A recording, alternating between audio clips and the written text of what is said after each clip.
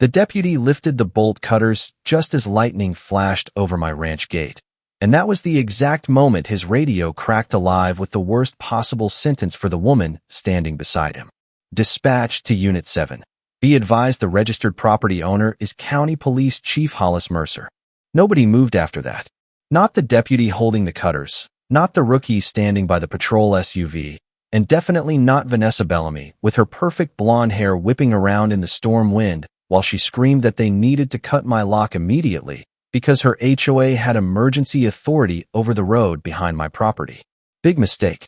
Rain hammered the metal gate hard enough to sound like gravel hitting a tin roof, and those red and blue lights bounced across the wet cattle fence while I stood 20 feet away on my side of the chain drinking black coffee from an old Texas Rangers mug. Vanessa pointed at me like she was identifying a fugitive on the evening news, yelling about obstruction, public safety, and community access while her phone live-streamed the whole thing to half the subdivision. I just watched. One deputy slowly lowered the cutters and looked toward me again, this time a lot more carefully, like he suddenly realized he might be standing in the middle of a career-ending mistake. Vanessa still didn't get it. Cut the damn chain, she snapped again, stepping closer to the gate in heels that kept sinking into the mud. This man illegally blocked an emergency access road, and I want him detained tonight. The younger deputy shifted awkwardly beside the cruiser, rain dripping off the brim of his hat, while dispatch repeated my name one more time through the radio speaker. Hollis Mercer, County Police Chief. Even through the storm, I could hear the silence hit everybody at once. Except Vanessa. If you've ever dealt with one of those HOA people who think they own the whole county because they run a Facebook group and collect neighborhood dues, drop a comment below, because this woman took it to a level I still can't believe actually happened. And trust me, this was only the beginning. Vanessa Bellamy had moved into Silver Mesa Estates 8 months earlier after leaving California, and within 3 weeks, she'd somehow convinced 200 homeowners that she alone stood between civilization and complete chaos. Suddenly, there were HOA patrol carts rolling around the subdivision at sunrise, warning letters about trash cans, and meetings about community standards that sounded more like military briefings than neighborhood business. Then she noticed my ranch gate. That old gravel road cutting through the front of my property used to belong to my grandfather before the subdivision even existed, back when this whole area was cattle land and mesquite trees instead of million-dollar stucco homes with matching mailboxes. My family put that gate there in 1974. Vanessa saw it as a problem. According to her, Silver Mesa residents needed shared emergency access through my ranch because the main subdivision entrance backed up during football games and bad weather. In plain English, she wanted a shortcut. I told her no exactly one time. Calmly, politely. She smiled like she expected me to change my mind after hearing her talk about property values and public convenience. But I'd spent 35 years in law enforcement dealing with people who thought confidence was the same thing as authority. It isn't. 2 weeks later, I came home from town and found one of her HOA signs zip-tied directly onto my gate. Emergency Community Access Route. Unauthorized blocking subject to county action. I stood there in the fading evening light staring at that plastic sign while my cattle shifted in the pasture behind me and thunder rolled somewhere beyond the hills. She never asked permission. She never checked county records. She just decided my land belonged to her subdivision because she wanted it badly enough. Wrong ranch. I cut the sign down, threw it into the bed of my truck, and chained the gate with a brand new heavy-duty lock I'd picked up from Tractor Supply that same afternoon. That should have ended it. Instead, Vanessa called 911 3 days later claiming a hostile property owner was illegally blocking emergency services from reaching the subdivision. By the time deputies arrived that stormy night, she already had half the neighborhood convinced I was some angry old rancher refusing to cooperate with public safety. What she didn't know was I recognized one thing immediately the second I saw those bolt cutters come out beside my gate. She wasn't trying to solve a problem anymore. She was trying to establish control. And paperwork has a funny way of making loud people very quiet. That ranch had been in my family longer than most people in Silver Mesa had been alive, and every fence post out there carried some memory I could still point to without even thinking about it. My father taught me to drive a tractor on the north pasture when I was 9 years old. My mother planted bluebonnets along the gravel road every spring until arthritis twisted her hands too badly to hold the seed bags. And my wife, Evelyn, spent 15 years turning the back porch into the kind of place that made people sit down and stay a while without realizing they had been there for 3 hours. Some places stop being property after enough time passes. They become part of you. Evelyn used to sit on that porch every morning wrapped in an old denim jacket, drinking weak coffee and listening to cattle move through the pasture before sunrise while the windmill creaked slow and steady behind the barn. Even after I became county police chief, even after the late-night calls and the long investigations and the funerals and the politics, that porch stayed the one place where the noise in my head finally shut off. She called it our peace treaty with the world. Then Parkinson's took her little by little over 7 years, until even holding a coffee cup became difficult. Watching someone disappear slowly is a different kind of pain. The ranch changed after that. The house got quieter first, then the kitchen, then the mornings. I retired from active patrol work a year later because I could not stand walking into another family crisis after spending every night living through my own. Some men buy boats after retirement. Some moved to Florida. I rebuilt fences. Every morning I woke before dawn, pulled on the same work boots, and checked every inch of that property myself because routine was the only thing keeping grief from swallowing me whole. There is something about ranch work people from subdivisions never understand. The land notices when you stop showing up. Fence wire sags. Water troughs crack. Gates lean. Cattle wander. You either care for the land or you lose it piece by piece without realizing it. Evelyn understood that better than anyone. About 6 months before she passed, she asked me to promise one thing. Do not let strangers turn this place into a shortcut. I laughed when she said it because back then there was no subdivision behind us, no HOA patrol carts, no matching luxury homes climbing over the hills like weeds after rain. Just open Texas land and mesquite trees stretching for miles. But she squeezed my hand harder and looked straight at me. Promise me anyway. So I did. That gate Vanessa kept trying to control was not some random metal barrier thrown across a road. My father welded that gate himself in 1974 after cattle thieves cut through our old fencing during a drought season. I can still remember helping him paint it black under the August sun while cicadas screamed in the trees loud enough to hurt your ears. The chain wrapped around that gate had been replaced a dozen times over the years, but the lock mattered because it marked the line between our ranch and the outside world. Once you let people ignore a boundary, they stop seeing boundaries at all. Vanessa never understood that. To her, the gravel road through my property looked convenient. That was all she cared about. She saw soccer traffic backing up at the subdivision entrance every Saturday morning and decided my land was the solution to her problem.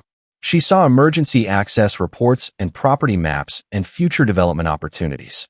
I saw tire tracks running past the hill where Evelyn's ashes were buried beneath the live oak tree overlooking the west pasture. Different priorities. About 2 months before the stormy night at the gate, I woke around 5 in the morning to the sound of engines outside my bedroom window. At first I thought it was county utility crews because we had heavy rain the night before, but when I stepped onto the porch with my flashlight, I nearly dropped the thing right into the dirt. 3 golf carts from Silver Mesa Estates were driving straight through my ranch road, while Vanessa led them like some kind of parade marshal. They had clipboards, coffee tumblers, matching HOA jackets. One man was actually taking notes while another woman snapped photos of my fencing like they were inspecting a public park. I walked down there slow, boots crunching against wet gravel, while dawn fog rolled across the pasture behind them. Vanessa smiled the second she saw me coming. Not nervous, not embarrassed. Smug. Morning, Chief, she said cheerfully. We are evaluating future emergency traffic flow options. I looked at the carts, then the clipboards, then the fresh tire tracks cutting across my grass. You evaluating it with permission? Her smile tightened just a little. Community safety outweighs private inconvenience. That told me everything I needed to know about the kind of person I was dealing with. Because decent people ask first. Entitled people declare. Vanessa Bellamy had a talent for making unreasonable things sound official, and that was what made her dangerous. She never screamed at first. She smiled. She used polished corporate words, talked about liability exposure and emergency preparedness, and carried around thick binders full of color-coded HOA paperwork like she was briefing the Pentagon instead of bothering ranch owners in Central Texas. Most people folded because they got tired before she did. That woman treated every conversation like a courtroom where she already decided the verdict before anyone spoke. About a week after the golf cart incident, I drove into town for feed supplies and ran into old Earl Watson outside Miller's Hardware. Earl was 73, retired Air Force, and one of the few original landowners left near Silver Mesa. He looked nervous before he even opened his mouth. "You got HOA trouble too?" he asked quietly while loading fencing staples into the back of his truck.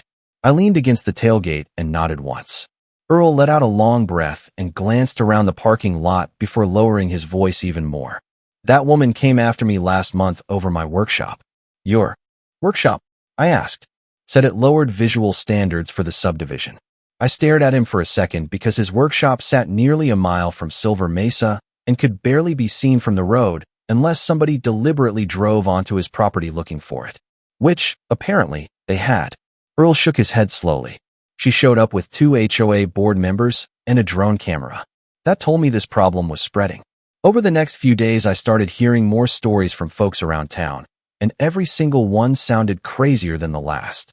Vanessa threatened a widow over the color of her barn roof because it supposedly created negative neighborhood aesthetics. She reported a family for parking an RV beside their own garage during Thanksgiving week. She even tried forcing a retired firefighter to remove an American flagpole because it exceeded subdivision height recommendations even though the man did not even live inside the HOA boundary.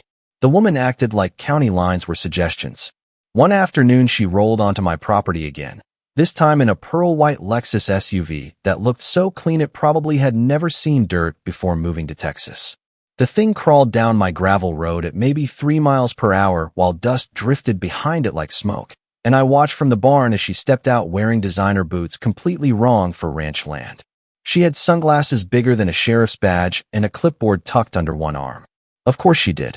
"Chief Mercer," she called out cheerfully like we were old friends meeting for lunch. I think we got off on the wrong foot. I shut the barn gate behind me and walked over slowly. Usually happens when people drive onto private property uninvited. Her smile twitched for half a second before coming right back. "Now see, that attitude right there is exactly why communities struggle with cooperation." Cooperation. That word again. Vanessa loved words that made control sound friendly. She walked toward the ranch gate while talking about public access studies and future infrastructure improvements, pointing toward the subdivision hills behind my property like she was unveiling a grand vision for civilization itself. Then she finally got to the real point. "Silver Mesa is expanding next year," she said. "Another 130 homes are already in development planning." There it was. Not emergency access. Not safety. Traffic. Money. More houses meant more cars stacked at the subdivision entrance every morning, and my gravel road cut 20 minutes off the drive to the county highway. She wanted convenience wrapped in legal language. I folded my arms and looked at her. "You planning roads before asking landowners now?" Vanessa laughed lightly like I had told a joke at a dinner party. "We are exploring all available options." "You mean my option?" Her expression hardened just enough for me to see the real person underneath the polished smile. "You know," she said quietly, "most people around here understand that growth is inevitable. Most people around here ask permission before trespassing." That landed harder than she expected. She took off the sunglasses slowly and stared at me for a few seconds while the wind pushed dust across the pasture behind us. I had seen that look before from suspects during interrogations back in my patrol days. The moment they realize intimidation is not working. Vanessa changed tactics immediately. "I think it would be unfortunate if this turned adversarial," she said. "County officials take emergency access obstruction very seriously." I almost laughed at that because technically I was one of the county officials she was trying to threaten. But I never told her. Not yet. Instead, I reached into my pocket, pulled out a folded survey map from 1987, and handed it to her. "Property line is highlighted in yellow," I said calmly. "Road ends at my gate." Vanessa glanced at the paper for maybe 2 seconds before handing it back like it offended her personally. She did not care about facts. She cared about leverage. "This conversation is not over," she said while climbing back into the Lexus. "No," I replied. "It really is." But as she drove away, I noticed something strange for the first time. Another SUV sat parked up on the subdivision ridge overlooking my ranch road. Black windows. Engine running. Watching us. And The second Vanessa pulled away, that vehicle pulled away too. That was the moment my instincts started talking louder than my patience. 3 days after that strange SUV watched me from the ridge, somebody cut the chain on my ranch gate at 2:15 in the morning. I know the exact time because the motion alert from my security cameras woke me up with that sharp electronic chirp that instantly makes your stomach tighten before your brain even catches up. I rolled out of bed, pulled on jeans, and checked the camera feed from the monitor beside the kitchen while rain clouds drifted low across the property under moonlight. 2 men in reflective construction jackets stood at my gate with bolt cutters while a third sat inside a black pickup truck idling beside the road. Not subtle. The second I stepped outside onto the porch, they heard the screen door slam and took off so fast one of them nearly slipped in the mud climbing back into the truck. Tires sprayed gravel everywhere as they disappeared down the county road without headlights. Professional criminals do not panic like that. Amateurs do. By sunrise, I was standing beside the damaged chain with Deputy Leon Baird, while cattle wandered through the pasture behind us, chewing wet grass like none of this nonsense mattered. Leon was 42, former Marine, solid deputy, and smart enough to know when a situation smelled wrong. He crouched beside the cut lock and frowned. "Looks clean," he muttered.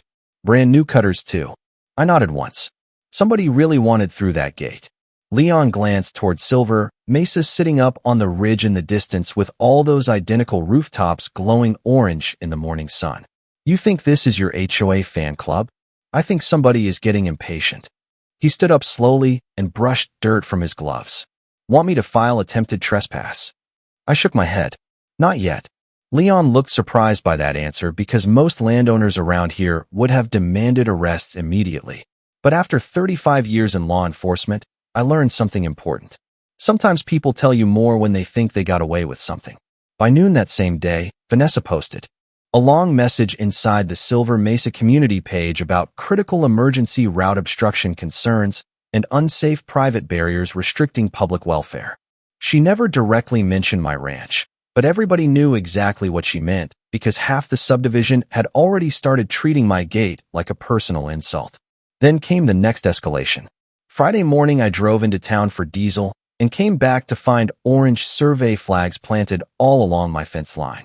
Not county markers, not utility company markers, HOA contractor markers. Little neon flags running nearly 200 yards across my pasture like somebody was already planning a future road through my land. I stood there staring at them while hot wind pushed dust across the gravel shoulder, and one thought kept repeating in my head over and over. They already think this belongs to them. I started pulling the flags out one by one and tossing them into the truck bed when another vehicle rolled up behind me. Vanessa again. Of course. This time she stepped out holding a thick folder under one arm and wearing a white blazer completely unsuited for 98-degree Texas heat. The woman dressed like she expected cameras to appear everywhere she went. "Please do not remove official planning markers," she called out immediately. I kept yanking flags from the ground without even looking at her. Good thing they are not official then. Her jaw tightened. Silver Mesa retained an infrastructure consultant to evaluate future emergency routing access. I held up one of the orange flags. "On my property." "Potential shared access property," she corrected. That word potential did a lot of heavy lifting in her sentences. I finally turned toward her fully. "You got a county easement I do not know about?" Vanessa crossed her arms and gave me that smile again, the one that looked polished on the outside but irritated underneath. "These matters evolve quickly, Chief. Property law does not." For a second I thought she might finally back down. Instead, she reached into the folder and pulled out a printed notice stamped with a giant HOA logo across the top. "Community Access Compliance Review." She handed it toward me like it was some federal warrant. I glanced at the paper once and almost laughed. The thing cited subdivision bylaws that only applied inside Silver Mesa property boundaries.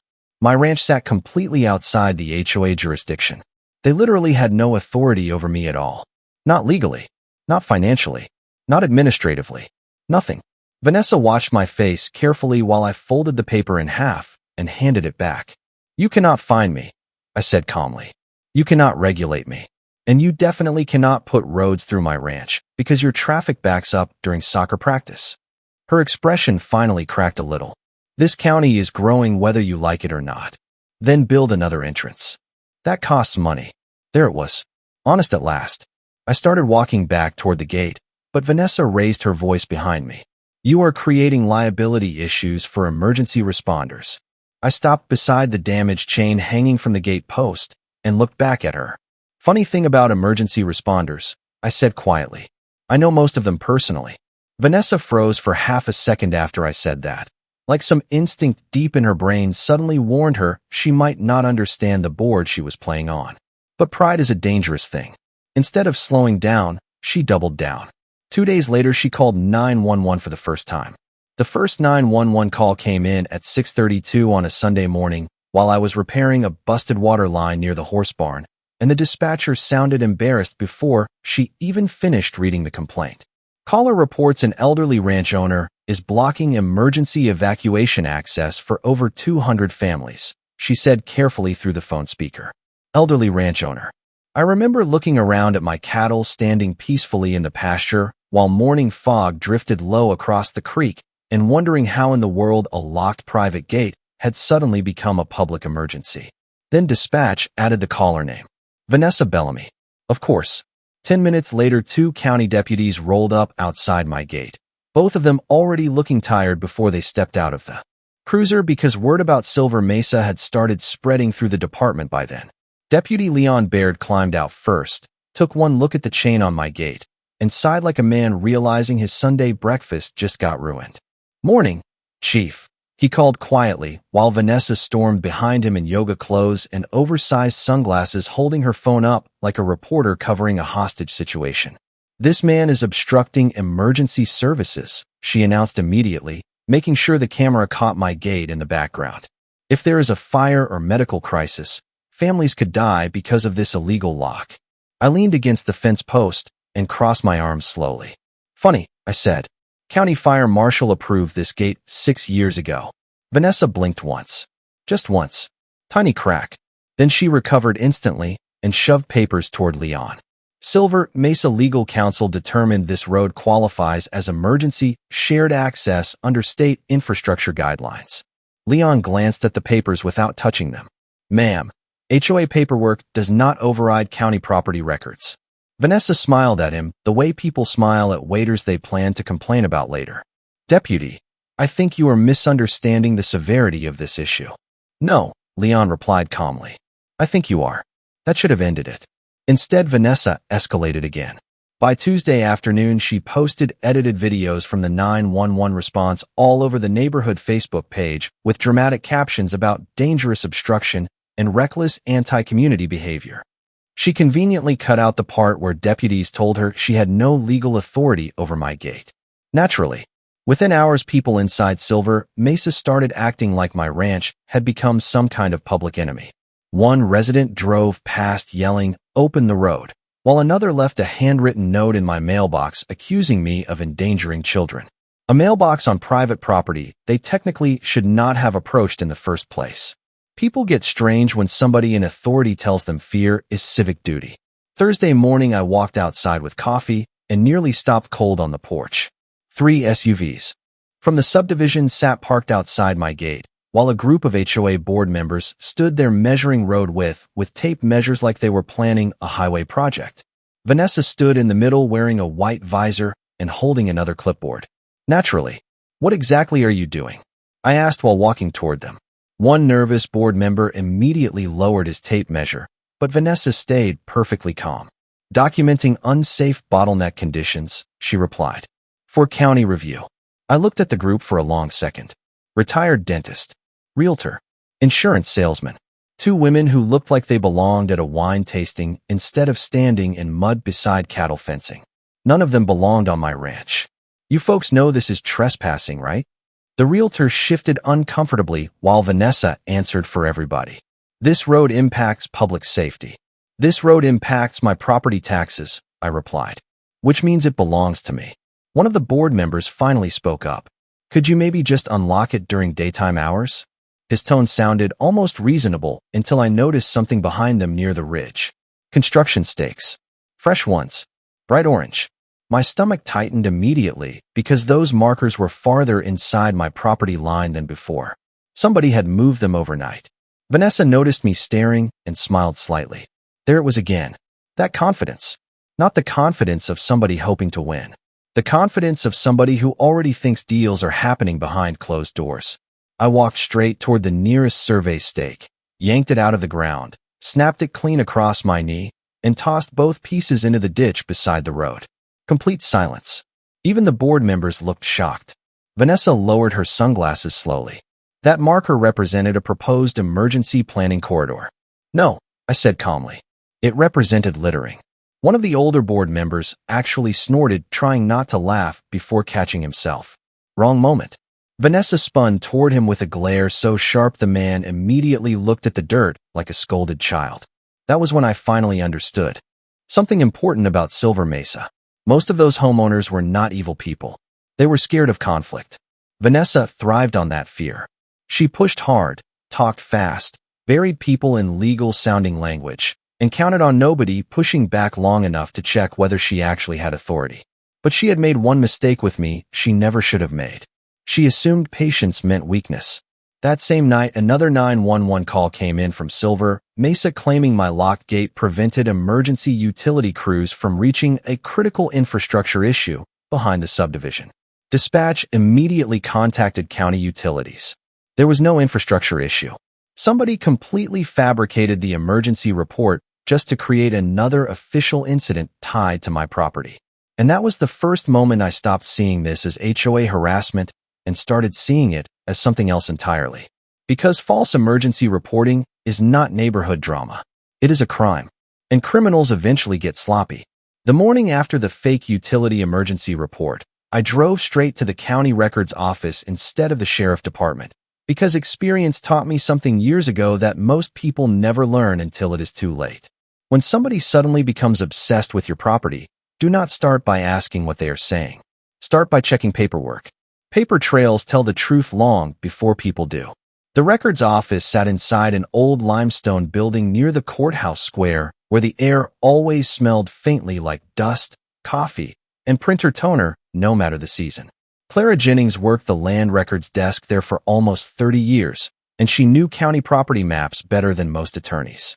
If somebody sneezed near a zoning change, Clara probably heard about it before the county commissioners did. She looked up over her glasses when I walked in carrying my folder of survey maps. "You look irritated," she said immediately. "That obvious? Hollis, you only wear that face when somebody is either lying or stealing." Fair point. I spread the recent survey flags photos across her desk while she adjusted her reading glasses and leaned closer to the paperwork. Within maybe 20 seconds, her expression changed. Not shocked exactly. Concerned. "These marker coordinates are wrong," she muttered quietly. "Wrong how?" She tapped one of the photos with a pencil. "These are not lining up with your filed easement boundaries."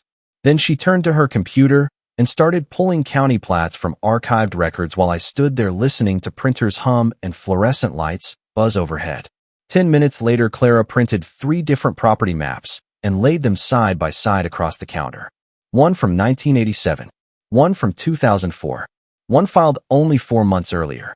That was the problem. The newest map showed a faint dotted corridor running directly through my ranch road toward the backside of Silver Mesa Estates. Tiny line. Easy to miss. But it was there. "What am I looking at?" I asked. Clara frowned harder. "A proposed secondary access corridor." "Proposed by who?" She clicked another screen and leaned back slowly. "Application submitted by Bellamy Infrastructure Consulting on behalf of Silver Mesa Development Group." Bellamy. There it was.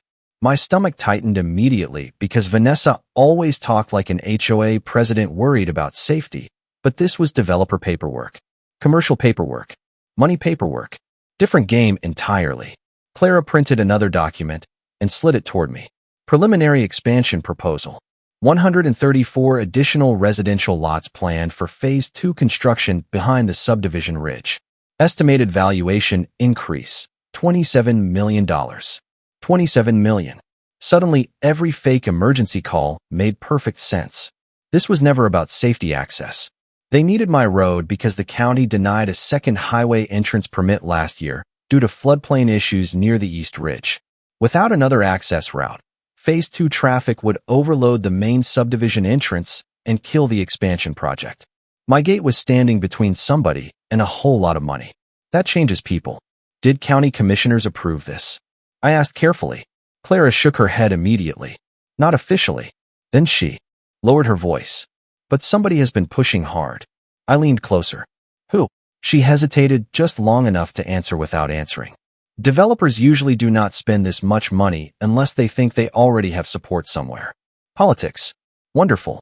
On the drive back to the ranch, I kept replaying every interaction with Vanessa in my head, and suddenly all the little details started fitting together differently. The SUVs watching my property, the survey stakes, the aggressive emergency access language, the pressure campaign. None of it sounded like a bored HOA president anymore. It sounded coordinated, deliberate, expensive. That afternoon, I stopped by the county dispatch office under the excuse of checking operational logs, though everybody there already knew why I really came. Dispatcher Marie Dalton handed me a printed stack of incident reports without even asking questions. You are not going to like these, she said quietly. She was right. Vanessa had filed 7 separate complaints tied to my gate in just 12 days. Obstruction concerns, public safety alerts, infrastructure interference, emergency route violations. Every report used slightly different wording, but all of them created one thing: documentation. Somebody was building an official paper trail around my property. And then I saw the strangest detail of all.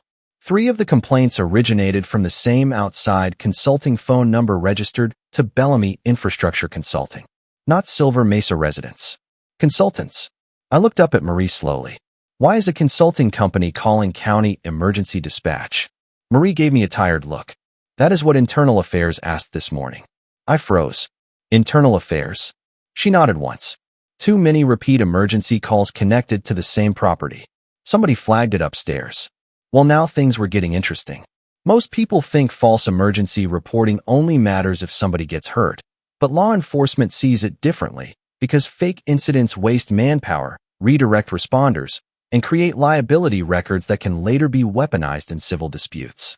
Somebody inside Silver Mesa was trying to manufacture an official county narrative against me using emergency systems as leverage. That is not neighborhood drama anymore. That is strategic abuse of government resources.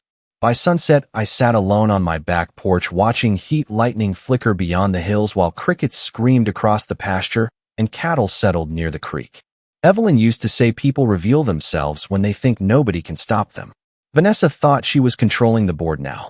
She thought the pressure campaign was working because I stayed calm, stayed polite, and never publicly fought back. What she did not understand was that every fake report, every illegal survey marker, every unauthorized contractor visit, and every recorded interaction was slowly building a case against her piece by piece like fence wire tightening one pull at a time. Then my phone rang. Deputy Leon Baird. His voice sounded uneasy immediately. Chief, he said quietly, you might want to check your gate cameras. Why? There was a pause. Because Silver Mesa just hired a private security company. When I pulled up the ranch cameras that night, the first thing I noticed was the floodlights. Bright white portable construction lights aimed directly at my gate from the opposite side of the county road, like somebody was preparing for a prison transfer instead of staring at a gravel ranch entrance. Then the security trucks rolled into view one by one. Black SUVs, tinted windows, magnetic company logos slapped on the doors. 4 men in tactical-style uniforms climbed out carrying clipboards and radios while Vanessa stood beside them talking with the kind of confidence people get when they think money automatically creates authority. She had escalated again. I sat at the kitchen table watching the live camera feed while rain tapped softly against the windows and the old grandfather clock near the hallway ticked loud enough to sound like a countdown. One security guard pointed toward my chain lock, while another took photos of the fence posts and gate hinges. Vanessa kept talking nonstop, waving around paperwork under those giant portable lights like she was directing military operations. Then one of the guards asked something that made her visibly irritated. She leaned closer to him and snapped back fast enough for even the silent camera footage to make the conversation feel tense. Good. That meant somebody besides me was finally asking questions. The next morning, Deputy Leon Baird drove out before sunrise carrying 2 coffees and wearing the expression of a man who already regretted being awake. Tell me you saw the circus at your gate last night, he said while climbing out of the cruiser. I handed him the tablet with the security footage already loaded. Leon watched silently for about 30 seconds before muttering, "That is not normal HOA behavior." Nope. He replayed the part where the guards measured my gate chain while Vanessa pointed toward the ridge behind the subdivision. "You know who hired these guys?" "Private contractor called Sentinel Ridge Security." Leon frowned immediately. "Expensive company." That got my attention because Leon was not the kind of man impressed by tactical uniforms or fancy vehicles. "How expensive?" He handed the tablet back slowly. "The kind developers hire when they want to pressure landowners without directly touching them." There it was again. Developers. Every road in this mess kept leading back to money. By lunchtime, another strange thing happened. 2 Silver Mesa residents showed up separately at my ranch gate asking to talk privately without Vanessa knowing. First came a middle-aged electrician named Ron Keller who looked nervous enough to check over his shoulder every few seconds while standing beside his truck. "I voted for Vanessa last year," he admitted quietly. "Thought she just wanted cleaner roads and lower traffic." He paused. "Now I think something else is going on." Ron explained that HOA dues suddenly increased 2 months earlier under something called infrastructure readiness planning, but nobody on the board clearly explained where the money actually went. Then came the important part. "I saw invoices," he said carefully.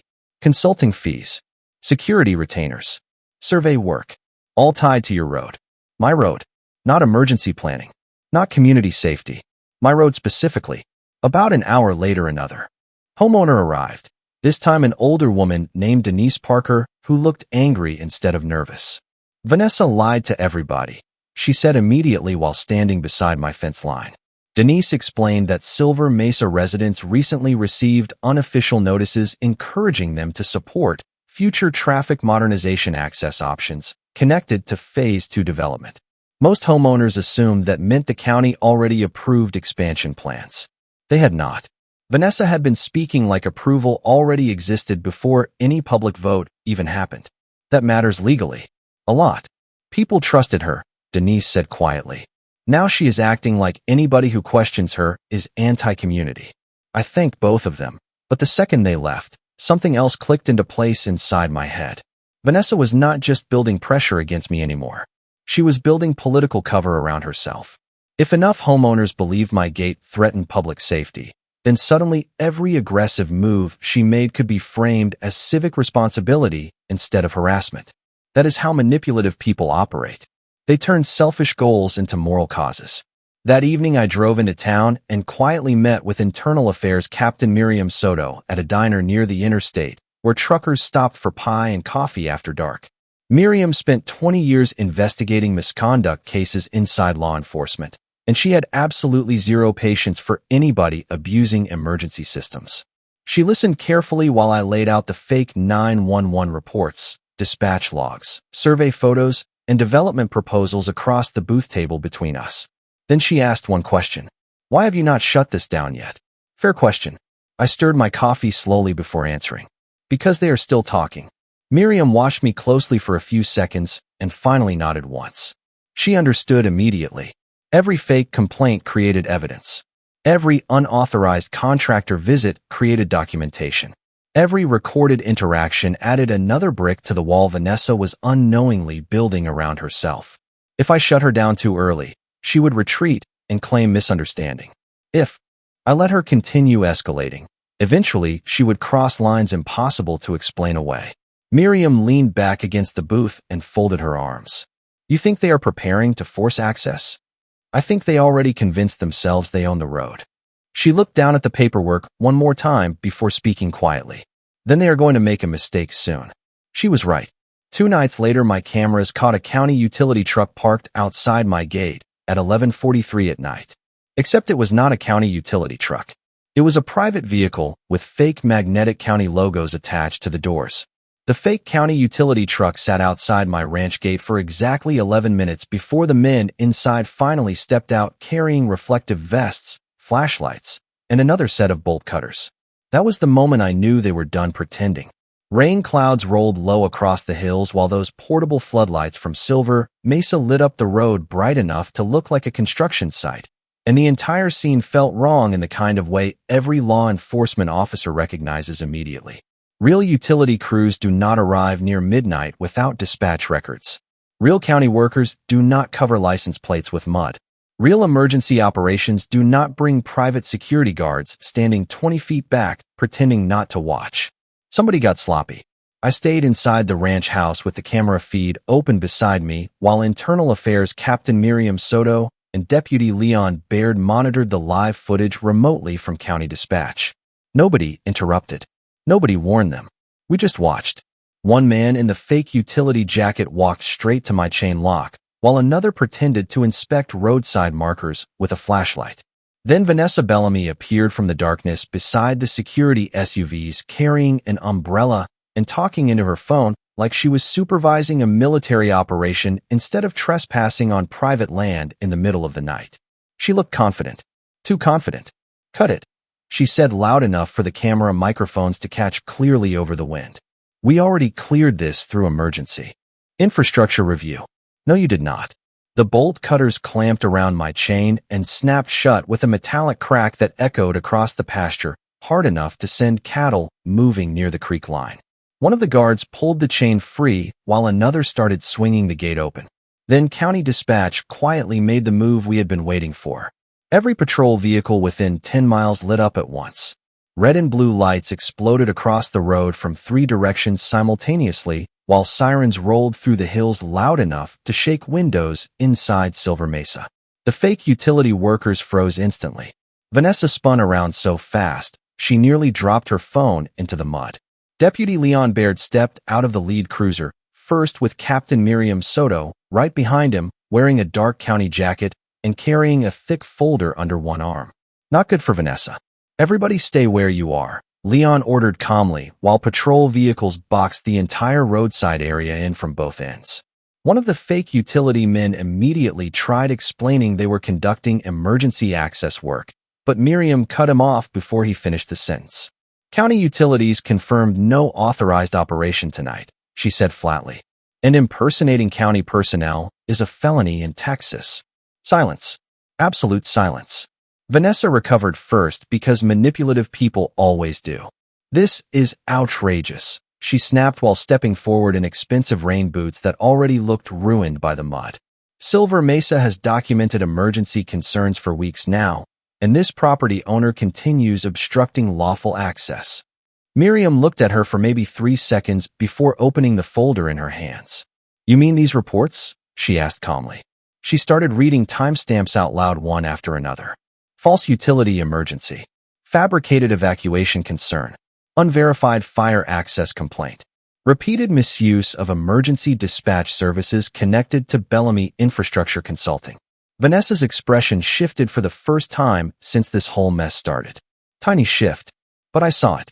Panic creeping in around the edges. Leon walked over to the fake county truck and peeled one of the magnetic county logos directly off the door with 2 fingers. Underneath sat the original private contractor decal plain as day. Sentinel Ridge Security. Bad move.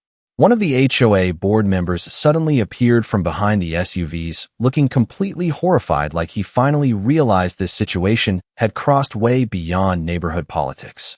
"Vanessa," he whispered urgently, "you said county approval already existed." She ignored him completely. Of course she did. People like Vanessa never admit mistakes publicly because their authority depends entirely on the illusion of certainty. Instead, she pointed toward my ranch house, where I finally stepped onto the porch beneath the floodlights for the first time all night. Rain tapped against the brim of my hat, while wet gravel crunched under my boots as I walked slowly toward the open gate. Nobody said a word. Not the deputies. Not the contractors. Not even Vanessa. Captain Soto turned toward me first. "Chief Mercer," she said evenly, "would you like to explain who authorized this operation on your property?" Vanessa froze solid. There it was. The title finally landing in front of everybody at once like a dropped cinder block. One of the fake utility workers actually muttered "Chief" under his breath while Leon looked away, trying not to smile. Vanessa stared at me like she genuinely could not process what she just heard. "You are the police chief?" she asked slowly. "County police chief," Leon corrected before I even answered. The silence after that felt enormous. Every single fake emergency call, every threat, every live stream, every attempt to pressure deputies into forcing my gate open. She had spent weeks trying to weaponize county law enforcement against the man overseeing the entire jurisdiction, and somehow she never checked. That was the beautiful part. She got so obsessed with controlling the land that she forgot to learn who actually owned the board she was playing on. Miriam handed Leon the folder while he calmly began reading formal charges connected to false reporting, impersonation of county personnel, unauthorized entry, and misuse of emergency systems. Vanessa tried interrupting, twice before finally realizing nobody was listening anymore. The board member behind her looked sick. One security guard quietly removed his fake county vest and tossed it into the truck without saying a word. Another refused to even make eye contact with her. The whole thing collapsed in real time under floodlights and rain while dispatch radios crackled softly in the background. I walked over to my broken chain lying in the mud and picked it up slowly while Vanessa stood there speechless for the first time since moving to Texas. "You should have built another entrance," I said calmly. Nobody argued with me this time. The fallout hit Silver Mesa faster than a Texas thunderstorm rolling across open pasture. By sunrise the next morning, videos from the gate incident had already spread across neighborhood groups, county message boards, and half the local Facebook pages in 3 surrounding towns because somebody inside the subdivision leaked the bodycam footage before breakfast. People watched Vanessa standing beside fake utility trucks while county deputies peeled fraudulent logos off vehicle doors under flashing patrol lights. They watched internal affairs reading complaint records tied to repeated false emergency reports. And most importantly, they watched the exact moment she realized the quiet ranch owner she spent weeks trying to pressure was the county police chief overseeing the entire jurisdiction. That clip went everywhere. Silver Mesa residents started demanding emergency HOA meetings almost immediately, and for the first time since moving into the subdivision, Vanessa could not control the room anymore. Homeowners who stayed quiet for months suddenly wanted answers about missing HOA funds, unauthorized consulting fees, private security invoices, and infrastructure planning costs nobody voted to approve. Turns out people get very interested in financial transparency once law enforcement starts showing up, especially retirees. Denise Parker called me 2 days later while I was repairing fence wire near the west pasture. "You should see this place," she said, half laughing and half exhausted. "People are furious." Apparently, one homeowner stood up during the emergency meeting and asked the question nobody had dared ask before. Why exactly are we spending HOA money trying to force a road through private ranch land? Simple question. Dangerous question. Vanessa tried giving one of her polished speeches about future growth and public safety priorities, but the spell was broken now. Once people realize somebody lied to them once, every confident speech starts sounding different. That is human nature. By the end of the week, Silver Mesa suspended her authority pending a financial audit, while county investigators formally opened reviews into the false emergency reports tied to Bellamy Infrastructure Consulting. Then things got worse for her. A lot worse. Clara Jennings from County Records called me Friday afternoon, sounding almost impressed. "You remember that secondary access corridor proposal?" she asked. "Hard to forget." "Well," Clara said slowly, "turns out somebody attached preliminary county review language to the application before any official hearing happened." I stopped hammering fence staples immediately. Attached by mistake? There was a pause. Not even close.